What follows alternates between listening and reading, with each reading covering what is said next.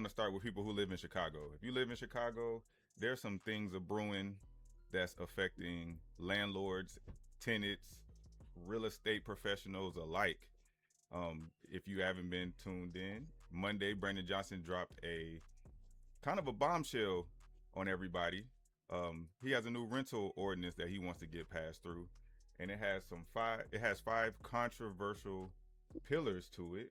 And what I'm going to do before we just jump right into it, and you guys tell me how you feel about it, I just want to tell the audience the five pillars to this ordinance that Mayor Johnson is trying to push through. And so the first one is the RLTO modernization. So he's going to update the residential landlord and tenant ordinance by removing all the junk fees. So he doesn't want any application fees. He doesn't want any pet fees. You should just be able to move in fees. You should be able to just move into your property. So they want to get rid of that. Hold on. No application fees. Mm-hmm. So how do you get background checks and credit checks? Well, they don't want you to actually charge the tenant, $50 for an application fee.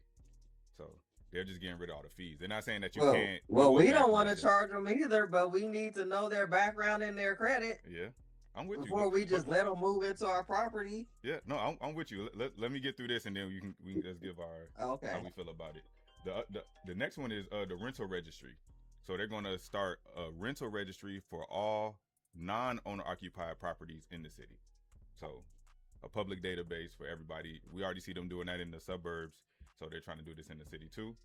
They're also starting a bureau of rental housing services. So this bureau is supposed to oversee all rental activities um, for the city, apparently. And also the fees that they're charging the landlords are going to actually pay for this this housing service. They're also going to have an eviction counsel program, which is supposed to give the tenants some legal counsel for free. And they already actually have a program like that, but they're going to just be continuing this pilot program. And the last one, and probably the most important one, is just cause for eviction. So this is going to mandate that landlords have to provide a valid legally documented reason to evict a certain tenant or refuse to renew their lease. And in certain no-fault situations, the landlord will have to provide rental relocation assistance for this tenant. Exactly. That was my reaction too. So, so first, I want to go to Tameka first. Tameka, where are you with this? I know you own multiple properties in the city, and this is going to be directly affecting you and you work with a lot of investors too. So, what's your thoughts on this ordinance trying to get passed through? I think it's going to drive the cost of living up for tenants because we're already talking about the cost of living and affordable housing is an issue.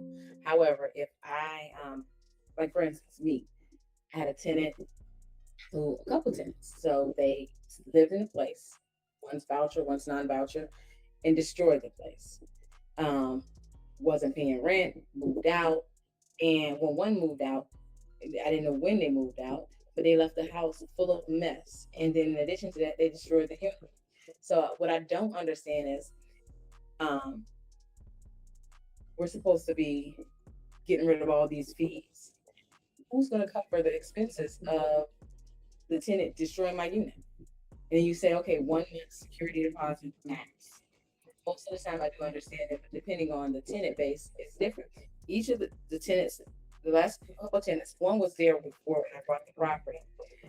They took no security deposit. They had no moving fee, and the tenant has no reason to keep the property in good condition. They just left. So now I got thousands of dollars in expenses. Who's covering it? Well, somebody's going to cover it. It's going to trickle down to the tenants, and they're also trying to control costs when it comes to rent, how much you can increase your rent. Mm-hmm. Well, if my taxes are increasing, if my insurance is increasing, somebody has to absorb that cost. And it's like, well, do you expect me to pay for the tenant to live in my own building? Doesn't make sense. No, that's definitely interesting because Chicago, Illinois specifically, they don't have, or they actually passed a bill years ago that stopped them from being able to say, hey, landlords can't raise rent in certain municipalities or having a cap on how much you can raise the rent. So they technically can't raise the rent, but the way that they can't cap how much landlords can raise the rent. But what they did was they added a fail safe. and that's why they have this just cause for eviction. So essentially, the just cause is giving the tenant all the rights, not all the rights, but they're giving them the leverage in this negotiation. If I, as the landlord, say, "Hey, I just want to get you out so I can make renovations," and the tenant says, "Well, I don't want to get out," and you still want to get them out, now you got to pay for them to get relocated. Or if you want to raise the rent because you did do some renovations and the tenant's not happy with what you wanted to raise the rent to, but they don't want to necessarily break their lease, you got to pay them to leave. That's the only way that you'll be able to get them out. You can't not renew their lease if they want to renew it. I think that's crazy. Nikki, what you think about this?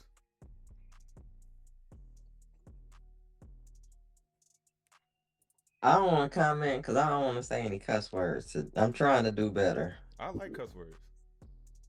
And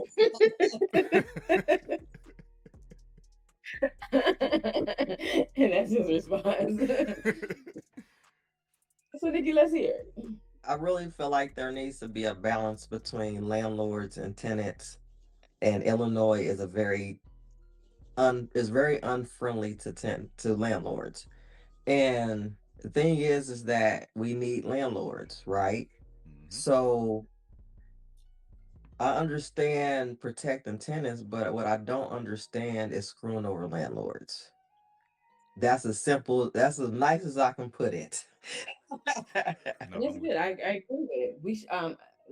I agree. Tenants shouldn't be subjected to slum landlords who won't do anything to you. Right. I understand.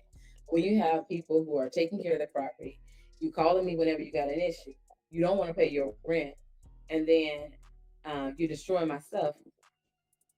It doesn't make sense. And I don't know. I guess that one can be considered a violation, but it's crazy. Like I had a CHA tenant, and I'm all for different voucher programs or market rate. It doesn't matter to me. The money is green, but young lady came in the property within a few months of her being there. Things started to get destroyed, and I'm like, I got to the point where it was one time where her kids went upstairs. My tenant upstairs was moving out, went upstairs and destroyed the unit above. Had syrup all over the unit, clothes all over the unit, took all the food out of the refrigerator, and they threw eggs on the wall, and somebody even took a crap in the unit. So I'm like, they had a police report and everything, but somebody who got to clean that up.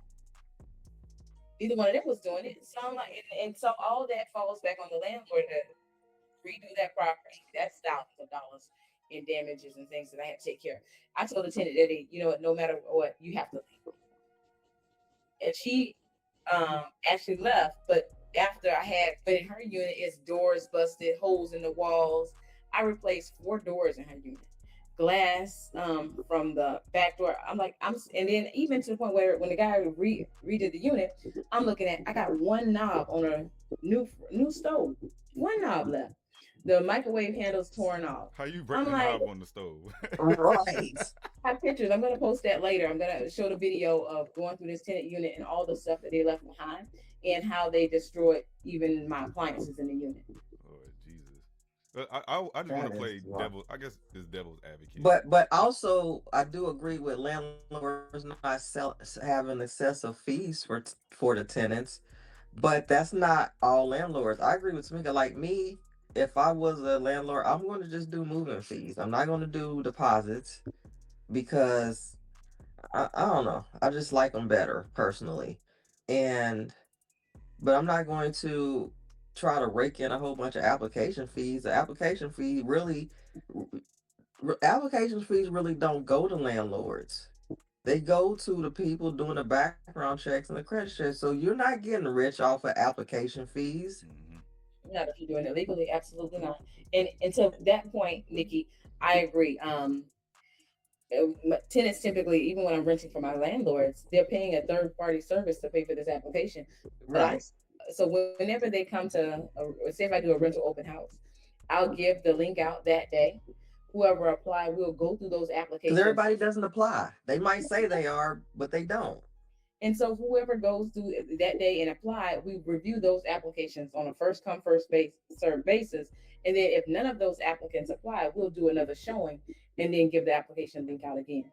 But I'm not giving it out to a whole bunch of people because I tell them, look, one, I can't get you that money back, nor am I going to try. And it goes to a third party, so I don't benefit from having a whole bunch of people pay your application fee whatsoever. So it makes sense for me to, hey, give it to everybody who wants it that day. You go ahead and apply, and then whenever your application comes in, we evaluate it. If it's a good fit, it will move forward. If it's not, we'll keep showing. Absolutely. Absolutely. Jinx. Now, just to play devil's advocate, maybe not even devil's advocate, but just showing the other side of it from the tenant's perspective. Especially all of us black, right? The whole south side of Chicago is black and brown, and majority of the renters in the city, especially on the south side, are black and brown. So, is there room for rental reform in the city? More protections for the renters that's on the south side? Is there room for that? I mean, what protections do they need? They're very heavily protected already. I agree. It takes me 3 to 6 months to get you out of my unit. Then if you're lucky. Yeah, if you're lucky. Yeah. If you're lucky. We go, so you show up for court and it extends the time. Meanwhile, I have months of rent that I haven't and I still got a mortgage on this property. You call me? Right. And taxes. And insurance. Taxes and insurance and water bills that you running up. Shit, just let me know you on the way, bro. Right. So I'm like, what else do they need? What about us? I understand, hey, there should be some protections in place, but this goes to the extreme. Shit. I like how Indiana does it, where if you're not paying your rent, get your behind out. You got 30 days. I like that too. Well, not 30 days. At least 60 days. No, 30 days.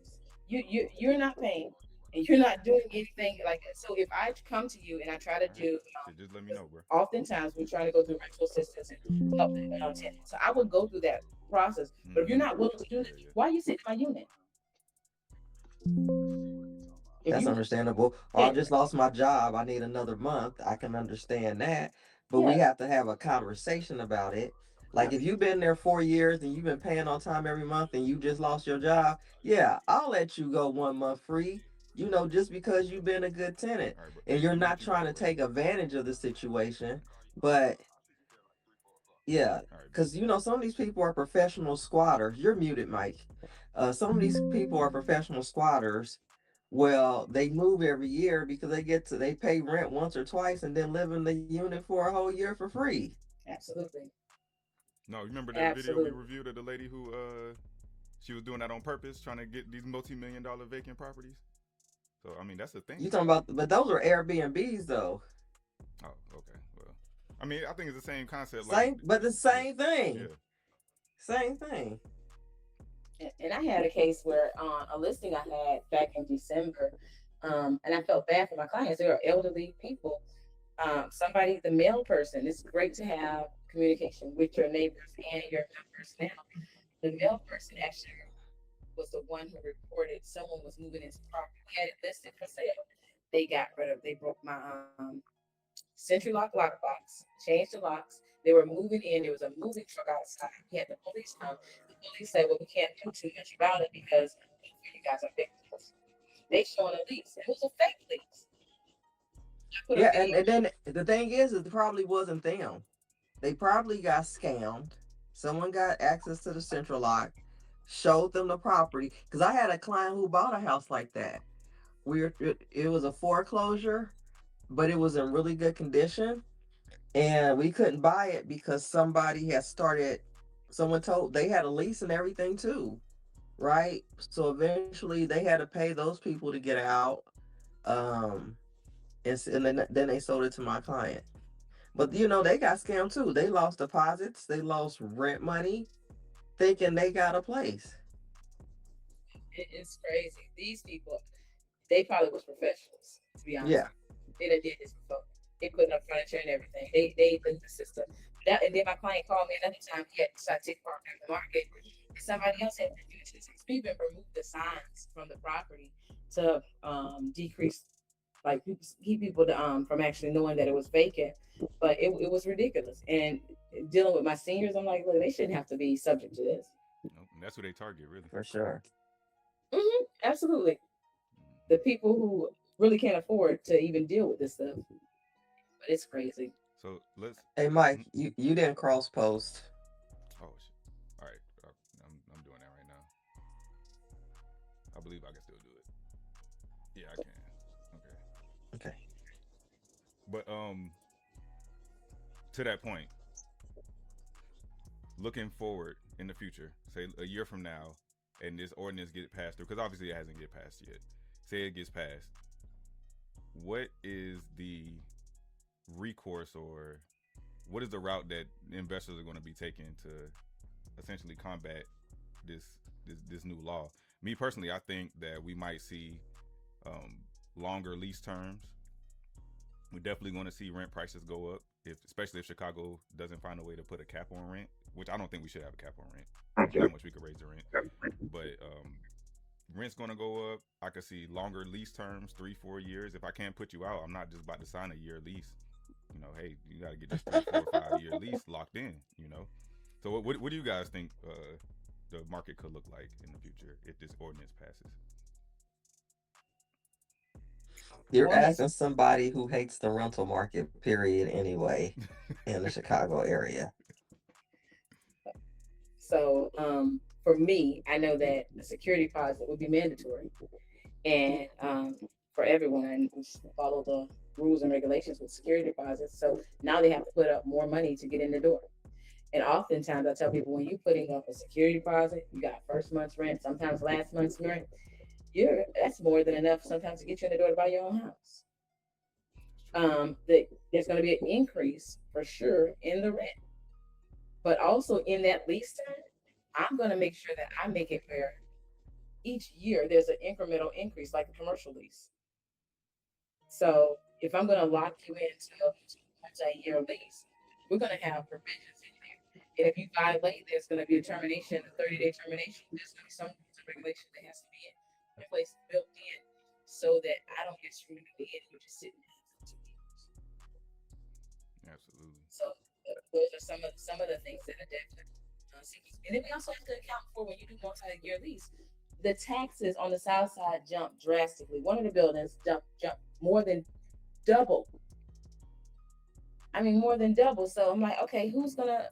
If I can only charge you $1,100 and everything else double, I can't even afford to keep you there. Nope.